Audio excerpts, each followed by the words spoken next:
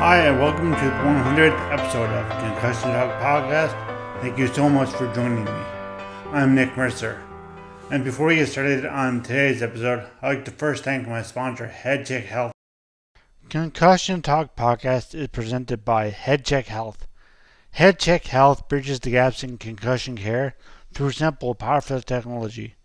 Join organizations like the Canadian Football League, Track Factory Racing, the Canadian Junior Hockey League, Eastern Washington University, and Volleyball Canada, who rely on HeadCheck Health to improve communication and optimize care. Visit headcheckhealth.com for more. Thank you all again so much for joining me on this 100th episode. If you'd like to support Concussion Talk or Concussion Talk Podcast, please visit patreon.com/concussion talk. You can follow me, rate, review, on anywhere you get a podcast, really. Amazon, Spotify, YouTube, Apple Podcasts, Stitcher, and more, and wherever you get them. Or you can visit my website at www.concussiontalk.com. And now we're back talking to John, Don, and Alain about the bike ride on August 1st of 2003, which resulted in my brain injury.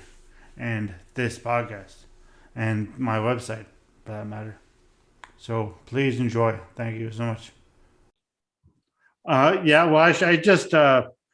forgot to mention before when I beautiful introduction that Lauren Ziaks is also here. She's not help me really, basically host this episode. And I'm here with John O'Shaughnessy and Alan Schmitz, and Don is nowhere to be seen. We can't find Dawn, but she's there somewhere. But not on the call yet, but maybe she'll be.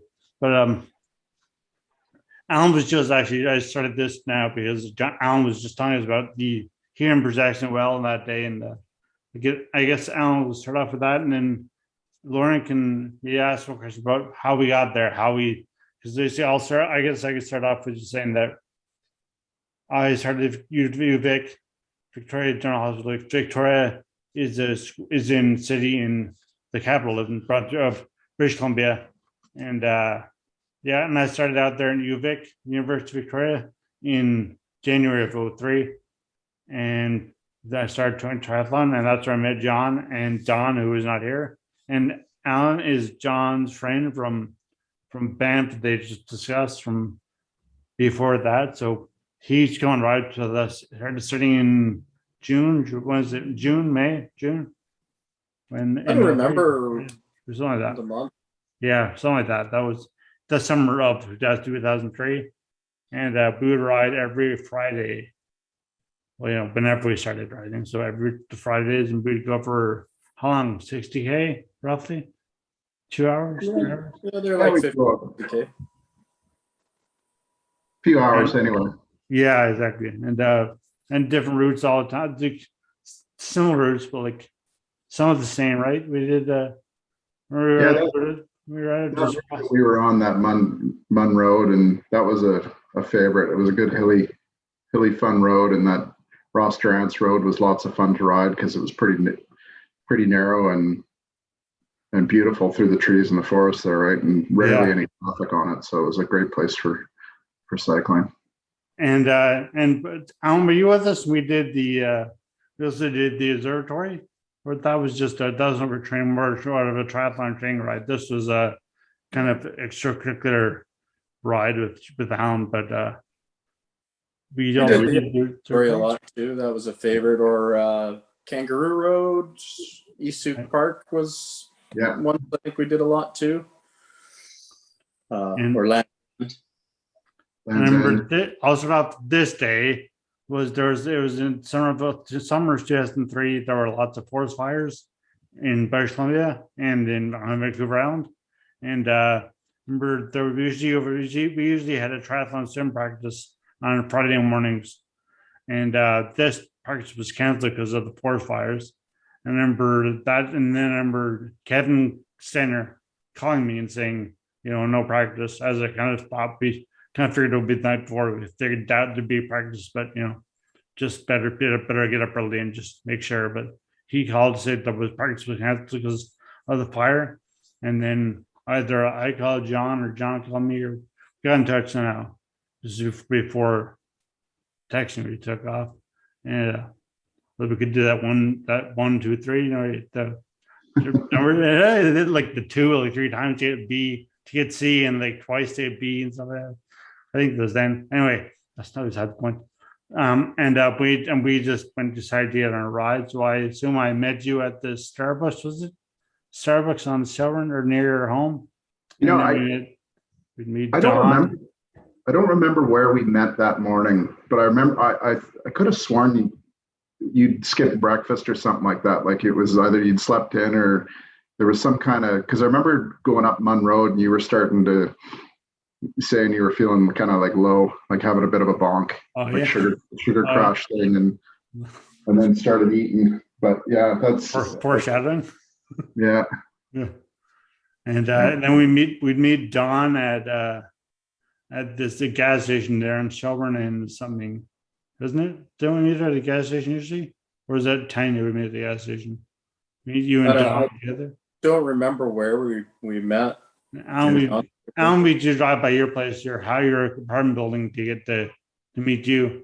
On Hillside there at the time, yeah.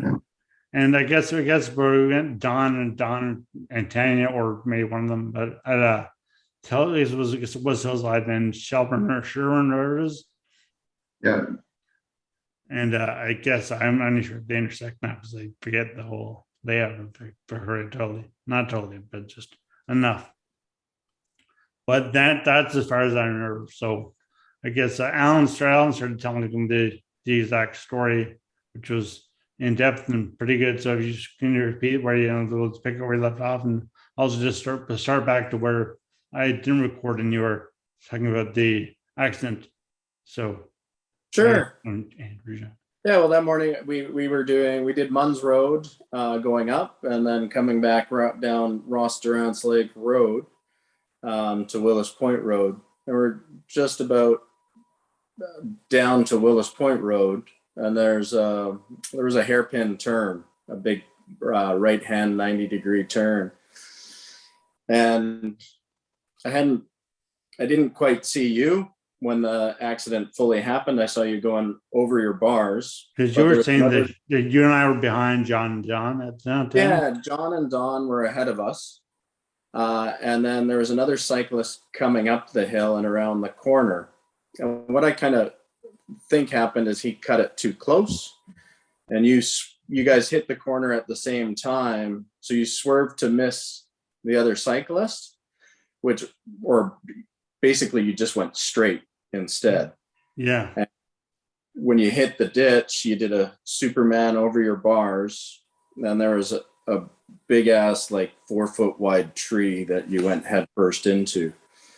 And that was when I saw you, was when you went over the bars and into the tree.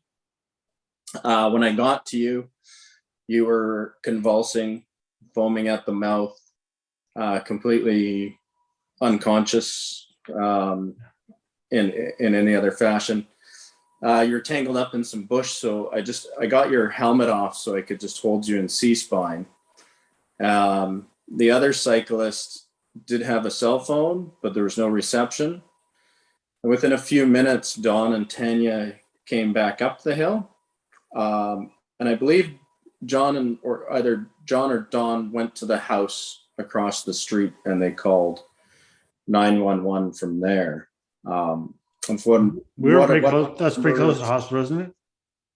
Well, it took about 20 minutes for EMS to get there, the fire department, because I think the closest, it's pretty convoluted route to get there from where the fire department is, and they're also in the Highlands. It's they're an on-call system, so they have to get everybody to the fire department first. There's not just people sitting there. So it was a fair amount of time, and then we did a relay system because they wanted to just keep track of your vitals. So we relayed the vitals. I don't know. Do you remember, John? Were you having to run up to the house, or did we finally get cell service or anything? No, I don't think we ever got cell service. We had the homeowner stay on the phone, and we were kind of just yelling back and forth. Yeah. That road is pretty steep downhill where the accident happened, and so we were all kind of flying. And I think, we'd ridden it so often that it was more fun than cautious. Let's just say that, right? So Narrow. we were going pretty quick, and I remember Dawn was right in front of me, and I was maybe 10 feet behind her when we went around that turn, and the other cyclist was coming up, and he was out in the middle of the road. I mean, it's basically a 1-lane road, right? Okay. And we had to swerve to avoid him. And then as soon as your accident happened, Nick, I remember him yelling, "Hey, your friend," right? Like he was hollering at us to get back up the hill. Yeah. And that was when Dawn and I turned around, and exactly as Alain described, he was down beside the tree in the bush with you, basically just trying to keep you in a headlock. And the other cyclist was saying, I can't get a signal here on the cell phone. So that's when Dawn and I went up to the other house and knocked on the door and said, there's been an accident. Can you call 911? And the homeowner came out to the end of the driveway. I think he had a wireless phone, right? Like a satellite phone almost? No, like just like, Cordless. Cordless phone kind of thing. So he had a signal there, and and I think it's like, it's almost like a volunteer fire department up there. So as Alain was saying, that they had to get to the fire station, drive their emergency vehicle up through the highlands, and it's slow going there in a car, right? You can't go very fast because that road is not a fast road. You said it's like 1 lane, so it's Yeah. Well, So I even thought though it was, it's not too far from the hospital, I thought it was like really quick they got there, but obviously not. So we think we were outside Victoria more. I don't remember Victoria. Yeah, we're up in the Highlands. Is the area that they call it. So it's past Langford, which is west of Victoria or northwest. It's out on the peninsula. It's out like. Okay. I don't know. It's kind of hard. It's almost out towards Butchart Gardens and Brentwood Bay, and like where the dump is out there, the Heartland landfill.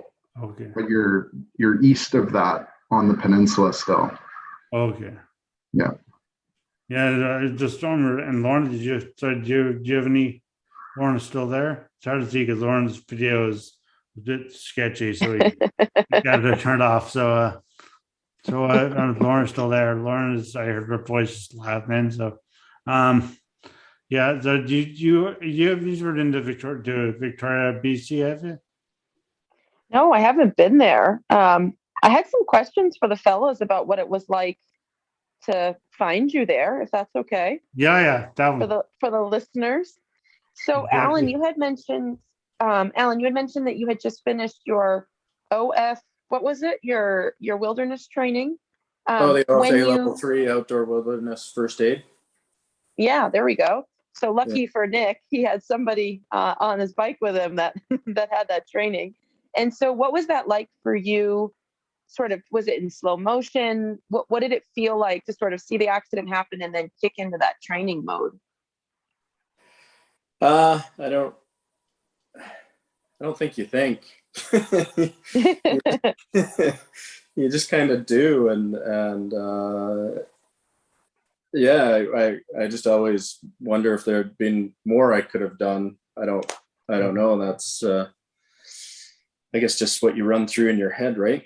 But like I said, Nick wasn't conscious, and it was just frustrating that it took a long time or to me it seemed like forever for the emergency services to get there. Just wanting Nick to get the help that he needed because he could. Yeah, it's fascinating because when you think about where as the trained person, and then you have your social interactions where you're with the people that you care about and their friends, and so it's always a fascinating human condition when you're able to overdrive that personal connection you have with the person and be able to implement life-saving medical care without allowing that emotion to overdrive too much. So that's I don't think there's probably anything else you could have done. That's incredible that you were able to kick into rescue mode and help your friend. I think that's awesome. Thank you. Yeah. And then for John, so what you were saying is effectively this person was perhaps not implementing the best road sense on the road as they were driving up. And so they saw Nick have his accident and then called back down. I'm imagining y'all are going pretty fast. So that must have all felt slow motion, but happened very quickly if he was able to call out to you and you could turn around and come back, huh? Yeah, I think, at the time when I was swerving to avoid this guy, I knew that, this wasn't a normal situation. So we slowed down right away. It wasn't like ride on. I remember hollering at Don and just being like, whoa. And, the whole thing kind of happened really fast. I mean, Nick wouldn't have been that much farther back from where I was. And Al certainly wasn't that much further back from Nick. I mean, we were kind of riding together and just got a little stretched out on the downhill bit. But, when we would go on these kind of rides, we'd be, within a few feet of each other typically. Yeah. As road cyclists do, right? So. Well, on the last time I had looked at my speedometer, we were doing around 55K before we hit that corner. I mean, you always slow down quite a bit going into that corner, but we're. I guess I didn't. Oops, my bad. It sounds like it was a case of really, really unfortunate timing, Nick, is what it sounds like. Yeah, because if it had been 5 seconds sooner or later, it sounds like it would have been a different day for everybody. Or if y'all had stayed tight together and all of you had hit at the same time, then what would have happened? I mean, it sounds like an unlucky but lucky situation, I guess. I guess so. So do you remember how far into the ride we were when this happened? Because John, you said that I was saying instinct that I know I didn't eat or was hungry at least. Didn't have enough energy. Getting out there, that had to have been a good hour and a half into a ride, maybe even 2 hours into the ride. That can't remember how long you typically take us to do that particular route, but that'd be like a 3 hour. Half to 2 hours in between that. Yeah. It takes me about 2 hours nowadays. You've gotten faster in your old age, eh? I wish. Yeah. But yeah, How long did it was it close take, to the end, about 80% in. How long did it take people to get back on their bikes again? Like, did it impact you all? Did it change your thoughts about riding? Were you just able to get back out and start training again the next day? What was that experience like? I kind of put my bike down for a bit because we spent an awful lot of time in hospital for the next few weeks while Nick was, he was in a coma and in ICU for weeks, right, Nick? I think. I think 2 weeks, I think. Yeah. So there was a fair group of us that were pretty much at the hospital. Yeah, I remember mom and dad were very thought it was amazing how everyone was there at the hospital and all the time and just so again, I wish I remembered it, but I obviously kind of glad I don't remember it because that'd be a whole different thing. But yeah, so I mean, I don't remember that at all. That the hospital, I just know just that I was there and that I was in ICU and in the neurosurgical floor, whatever it was. But I don't really remember what the hospital looks like, I know it looks like now because I went back a few years later, and just to do physio. But also remember Don, when I came back after 2 years at home doing rehab and recovering, that when I had to finish my master's, you had kept my bike from my Trek 1000 bike from my base. It was not a great bike for what we were doing, but I didn't really buy a new one. That was easy, but yeah, you kept it and looked in pretty good condition. You're a bit taller than me, so I couldn't ride it. That's true, yeah. Yeah, it was like a 68 or something, like a 70, was it? It wouldn't be 70. Maybe That was like 58 or 60 centimeter frame, I think. Oh, yeah. Yeah, it lived in my bike closet. I had a bunch of your stuff. But because we moved you out, or moved all your stuff out of the apartment there. Yeah, So you went back to Newfoundland. Yeah, yeah. That's doesn't obviously it does. My parents and my sister found that intense, but it was great seeing you guys at the not great, but it's considering it's in circumstances, seeing you guys at the hospital at the time. So yeah, so I went there like DMS got there. How long did they take with me at the scene? Do you remember? Sorry? When the EMS got there, how long did they take with me before they went to the hospital? Or is there like what they do? Well, I mean, they had to make sure that C-spine was kept, right? Because nobody knew if you had a spinal injury at the time either. So they got a spinal board out. And then, I mean, I think it was about 6 big firefighters lifted you up onto the board, strapped you in. I mean, at that point, I'm not keeping time, but it wasn't rapid. And then it was probably another 20 minutes at least back to Vic General. Wow. So I mean, from crash to hospital is probably an hour, right? Yeah. What do you think, John? Right? I'd say at least an hour. It felt like it took forever for them to get on scene in the first place. I think we were all in a bit of a state of shock. I remember Alain kind of doing what he was doing to just try to hold you. I mean, you're essentially having seizures sporadically, and your limbs would start to kick and things like that. And I remember coming down the hill, going up and down that little hill there a few times, just trying to check on Al, make sure he was doing okay, relaying information back to the homeowner. How far away was that home from where I was?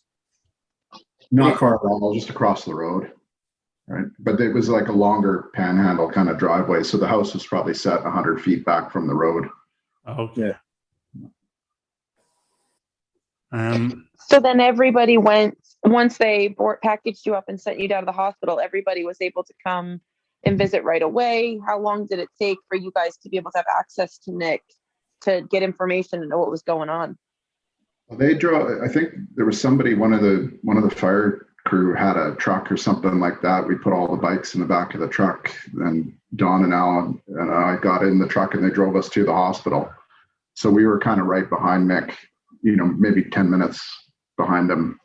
And when we went into emerge, like I remember coming into emerge and seeing the doctors working on him down the end of the hall kind of thing. And I think they put us in almost in like a psychiatry or psychologist office kind of situation. Like they didn't have us sitting out in the waiting room. And somebody came in to talk to us. And I think, nothing was known.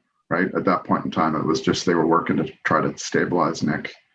It was emerged. Obviously, it emerged. But I mean, how soon after emerge did I go to get to ICU from emerge? I don't know how that works.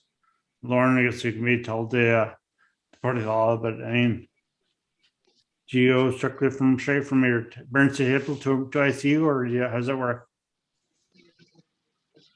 Are you asking me? I'm asking you. That's a very big. I was like, I'm not sure. Directed question. Well, I'm not sure because where I work, a trauma like that would be packaged and life flighted down to Salt Lake, and I don't work in that area, so I'm actually not sure how people transition from. In our hospital, you'll hear they'll say like trauma 2, 10 minutes, bay 2, or whatever it is, and then that team is activated throughout the hospital. And they have to be there by the time whatever is coming through the door. So essentially in the US, and I don't even know how it differs in Canada, but the ambulance would call into the hospital and they give them an update on what's coming and they tell them how far out they are. And then the hospital makes a announcement. So that team is ready for whatever time that is. So you'll hear different times. You'll hear 5 minutes, you'll have 10 minutes, 15 minutes. And then those people are deployed and waiting to catch that package when it comes through the door. And then because we're a regional hospital, you may or may not be shipped down to Salt Lake. They might keep it there depending on how many traumas there are. Right. So John or Alan, do you remember how long before I went from seeing them in the room and emerge to ICU or to where I go. Yeah, and I don't remember. I mean, at some point in time, you had to have surgery because they had to take a piece of the your skull, Yeah, and to relieve some of the pressure as your brain had swollen. yeah. And I don't know if you went into surgery and then went into ICU, or if you had surgery That makes sense. while you were already in ICU. I can't remember exactly how that went. Okay. I thought my parents were saying that I was in a coma first, and they said, oh, then I had a hematoma. Then, but I'm not again now. I did look at my medical chart, so I know was written there, so I know the dates. And I can't remember though. Can't remember if it was when during the day or that day, or how long the surgery took, or so did. And you guys couldn't reach my parents. So they asked you, did John Allen? They asked you guys about like how to get my next of kin, I guess is what you're saying. So you guys know how to reach them? How did we contact one of your friends? I think, John. I don't remember. I can't remember. I almost feel like the hospital the hospital definitely got in touch with your dad, Nick. Yeah. Or your parents, anyway. I think at that point in time, like I'd never met your family, and we were just kind of really starting to get to know one another through the triathlon stuff. Yeah. So I seem to recall saying, like, trying to help them get as much information about it, who you were, so that they could try to find next of kin. You know who might have been? You remember Suzanne? She got kind of involved. UVic, maybe. I think the NBA school, the public administration, was doing masters. I think maybe they contacted them. That probably sounds like the most logical. They probably got in touch with the school to get your emergency contact info that you would have provided the administration. And right. Yeah. I mean, it wasn't long before your parents got out to Victoria, right? I think they pretty much got on the first flight that they could, and it might have been 36 hours, and they were in town. Yeah. Yeah. And see, Lauren, I can't see Lauren as makes it difficult to really tell if she's got questions or not, or what. Lauren, there you go. You're try the video, not Lauren. And I'll try to turn it back on, but I think it's we're gonna work. okay We'll now. see. I get this. I'm afraid to make a racket, but so Lauren, did you have any questions about that stuff? No. Now you're frozen. I want to some more about what it was like. Oh, me. Oh, you're good. All right, I'll turn it back off again. Sorry. So I would love to hear more from there. So you, Nick, you're not that helpful right now because you're in a medically induced coma, right? So you don't have anything to contribute really to the conversation. I'm just kidding. I'm not helpful at all. No.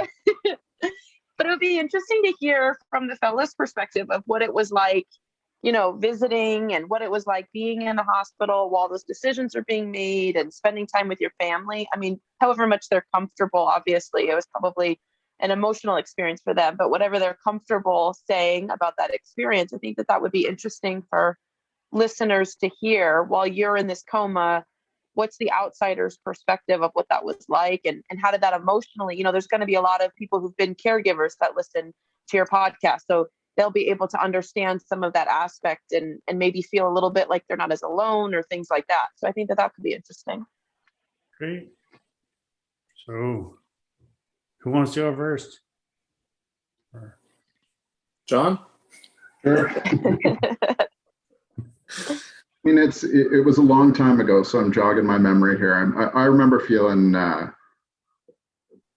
maybe a little, because I was there, feeling a level of responsibility. Like I know the accident wasn't my fault. That wasn't how I was feeling at the time, but I felt responsible to the situation.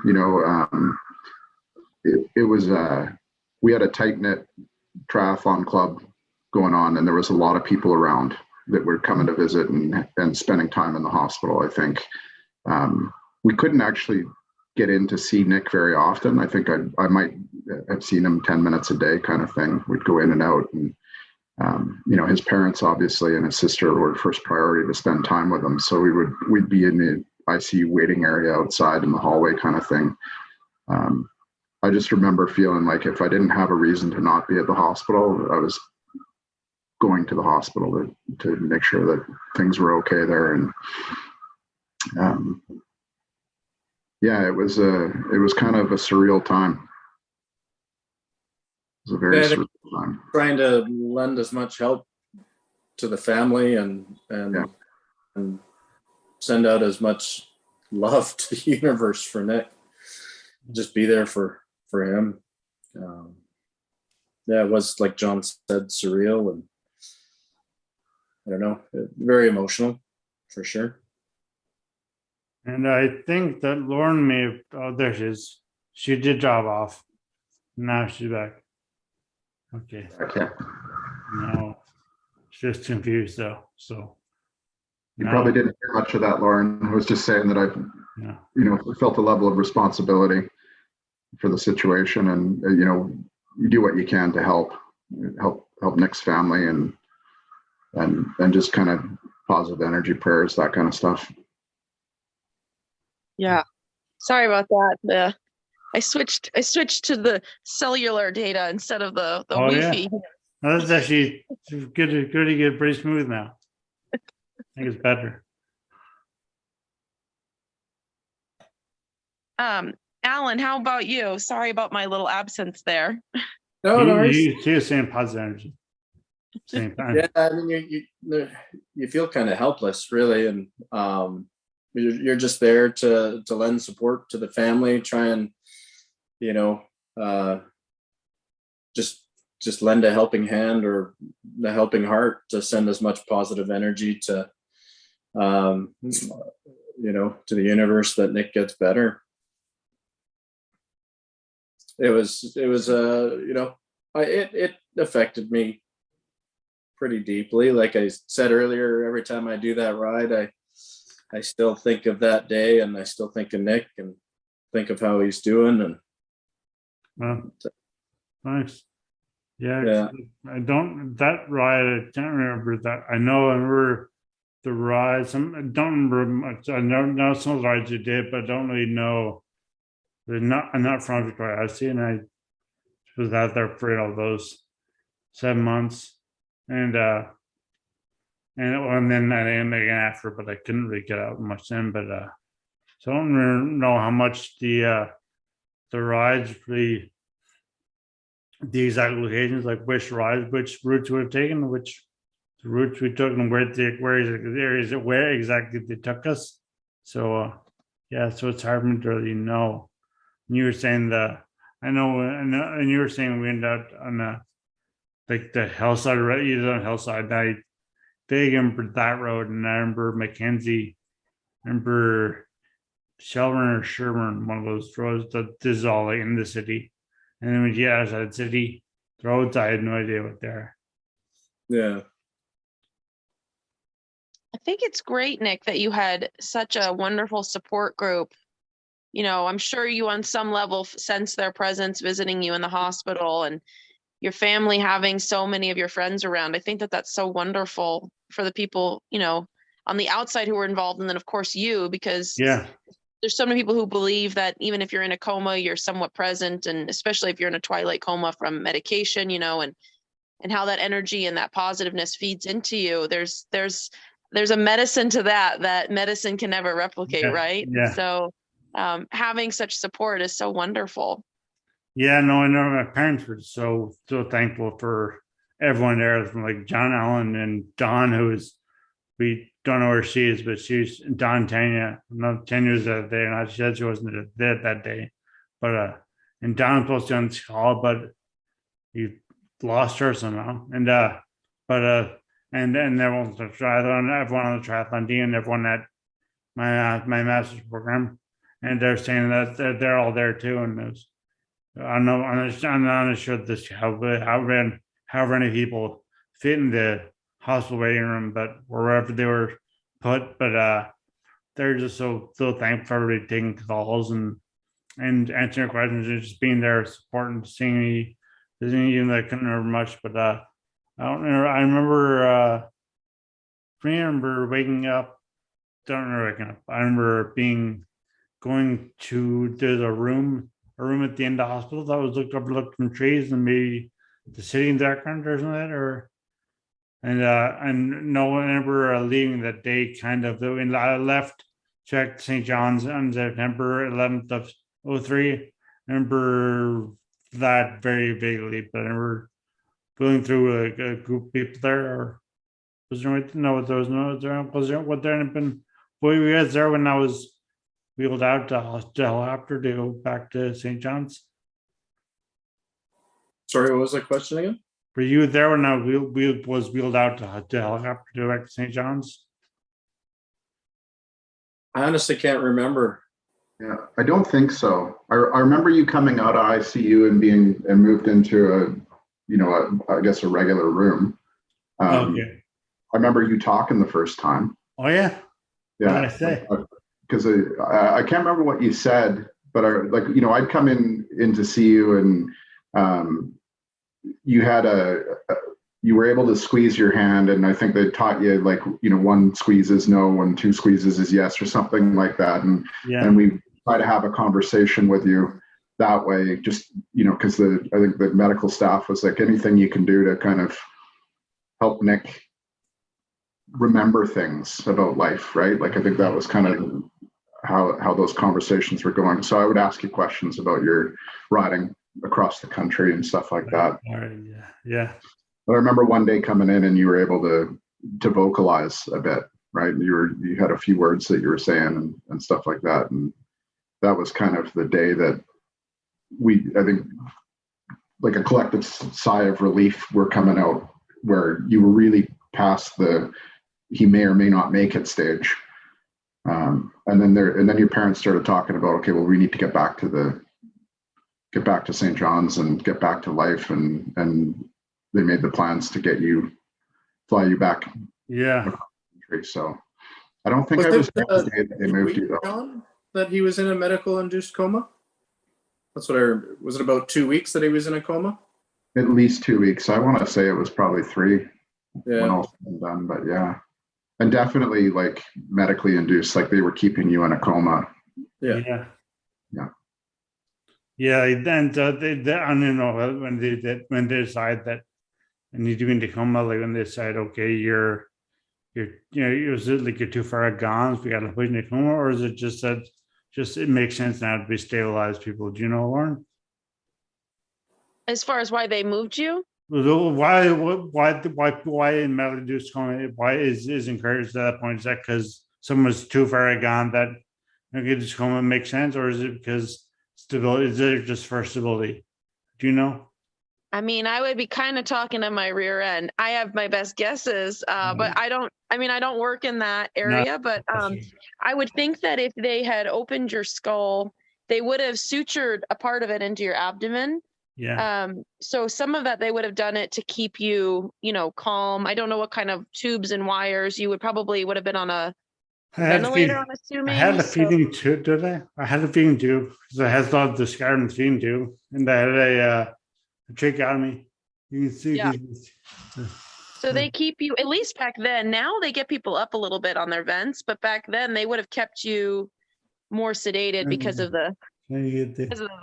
And then when they move you to a trach, they can wake you up. When you have a trach, you won't pull the tubes, so they can wake you up. But again, that's about the majority that I know about that.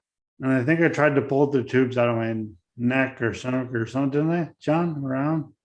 No, I don't remember any of that. I mean, your wrists, they had you tied down on the bed so that you couldn't move your arms very much when you were in the ICU. And I know that, one of the reasons why they kept you in that coma was because your brain was so swollen that it was impacting your heart rhythm and it was impacting your body temperature in a big way. Like you were in some kind of a bag that had like cold water running through it to regulate your temperature because you're running really hot. So there's a lot of brain swelling.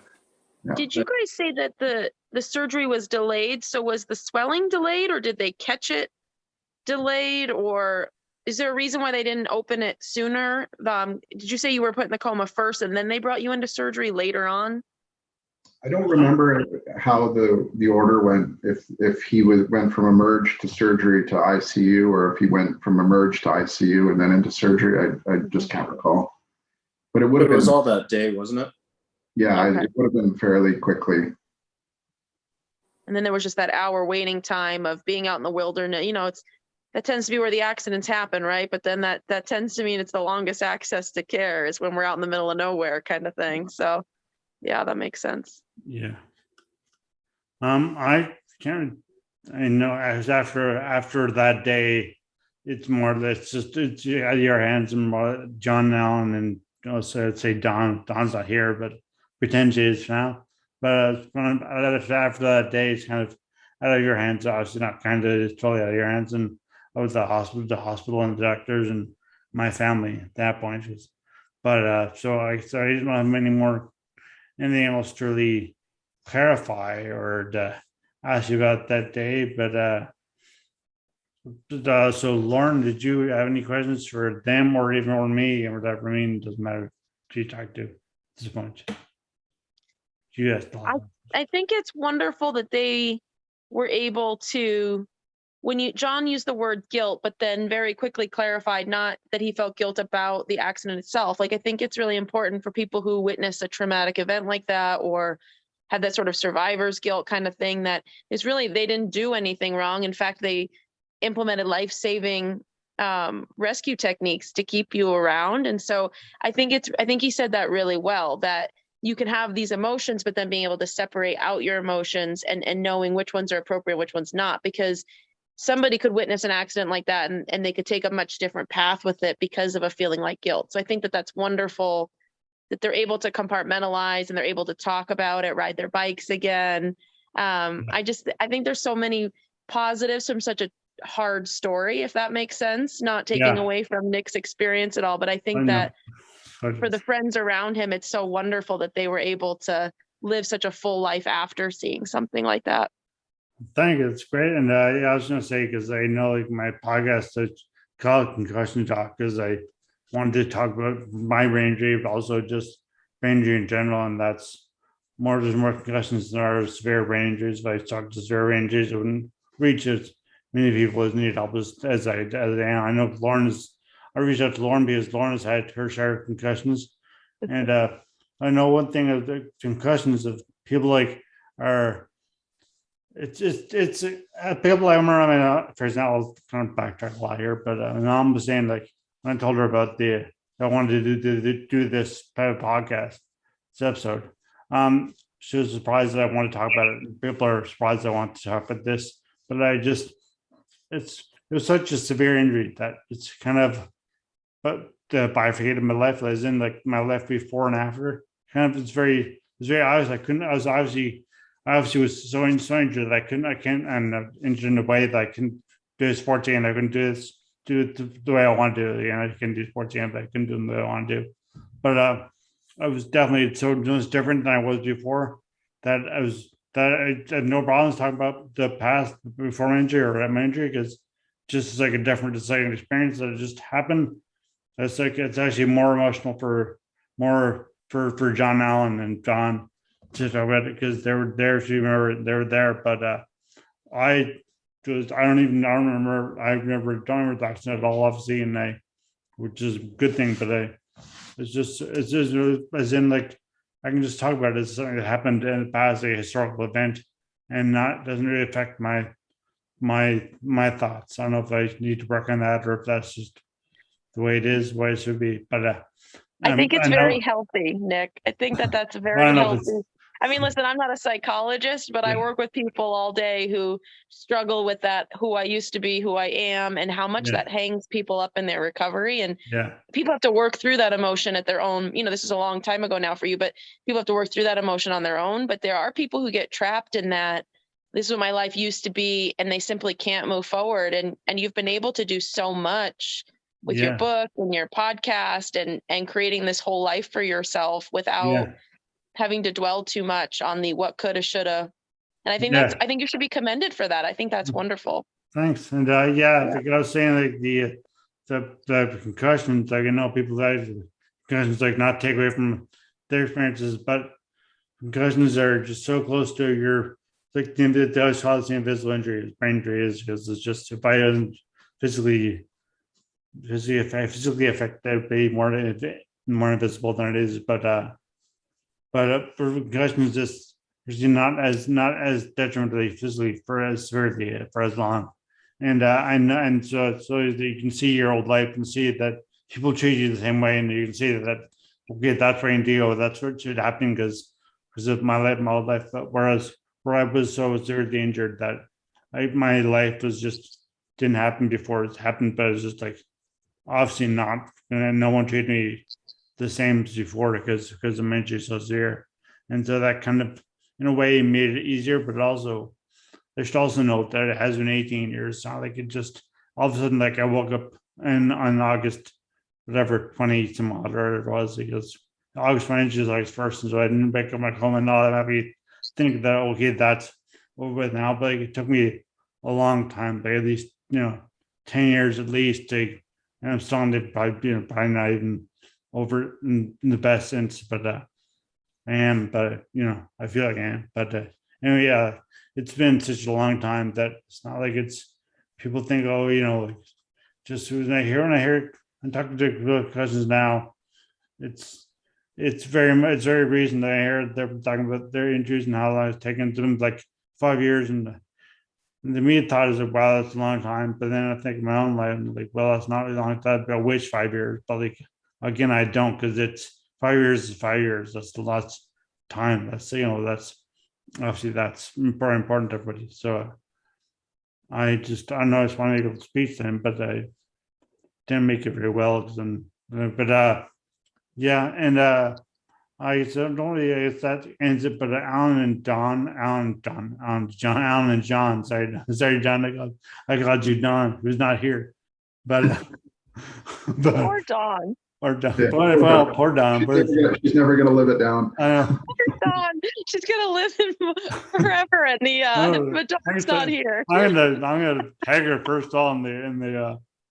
I wrote a little spiel on my blog saying a little information about this podcast before this, and said I want to talk down to Alan, Don, and John because I want to do it alphabetically. So so Don is like the first name. Well, Alan is the first name, but Alan's not on Instagram or on Facebook. On Facebook, but anyway, so yeah, so she's tagged there, but she's not on this. But she'll tag her. She'll we'll talk. We should call this episode "Don's Not Here." Yeah, exactly. yeah, exactly. Dawn's here no more. Yeah, right. Hey, before we drop off, Nick, I wanted to ask you: do you remember going back to the scene of the accident? I remember when I came back in like 05 or back to UVic. And yeah, you came back to finish your MPA degree. Yeah. And before you left town, you asked to go out there, and I think you told me out there.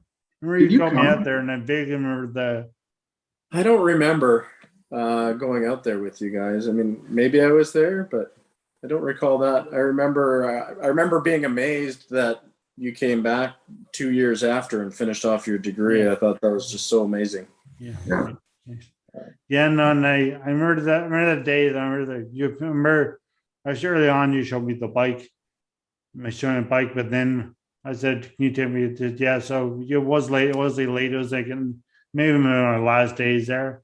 It was right before you left town after you were done. I think you were going to Ottawa from Victoria. You'd gotten a job out in Ottawa or something like that. Well, I did like a year later, but after I was going to go to Ottawa after my injury. Before I know 3 years going to go to Ottawa. I had a job in Ottawa, a co-op job in Ottawa, at the auditor general's office there. 3, but again, like that obviously was not happening because I was in a coma. But but then I got a job at Ottawa a year later, but that was 06 when I left Victoria, and like I just started a job in 07 in Ottawa. But I was going back, I was going to Toronto and then to visit friends and for a few days. But I think we went to like the PJ Billington's. Is that sound right? Restaurant. Just probably. Yeah, that wouldn't have been with me in Victoria. No? I remember taking you back to the Yes. scene of the incident and it just feeling probably surreal, like just to watch Nick look at the tree and Yeah, see, to me, it felt like to you was obviously something because you take recognized, but for me, it was like, well, get this place, a new place. This is interesting. I was totally separate from it. It was like, but for you, Yeah. it's been a lot more different, a lot different. I think for you it was like the first time you'd been there, right? Because you had no memory of the day. No, And that might have been the first time that you'd ridden that route with us too. I can't remember how many times we did that bike ride together. Definitely Alan and I and Don and I had done that ride lots, but that might have been the first time that you were ever on that route. But yeah, it felt like the closing of the chapter when we went back there. Like you were able to see it and I mean you'd really moved on a lot in the between those years that had happened and when you finished your degree. Yeah, great physios and learn doing, but I had great doggers and great physios and great the rehab specialists and obviously great friends. So I think, but in Victoria, Ontario, and St. John's, and yeah. So I think that was actually a very good place to end this podcast now because I don't know how long we've spoken for, but been for a while. And so just want to acknowledge you and else just say okay. I just wanted to just thank you both and thank you, Dawn, who's not here, but she'll know about this podcast because we'll let her forget. But thank you so much for thank you, John and Don, and stay on the call because I'll just stop recording now. But I'll still just want to say thanks and say goodbye to you and you too, Lauren. So I'll just stop the call now. But thank you and thanks everyone for listening. As always, music at the beginning of this podcast is by Ben Sound. www.bensound.com.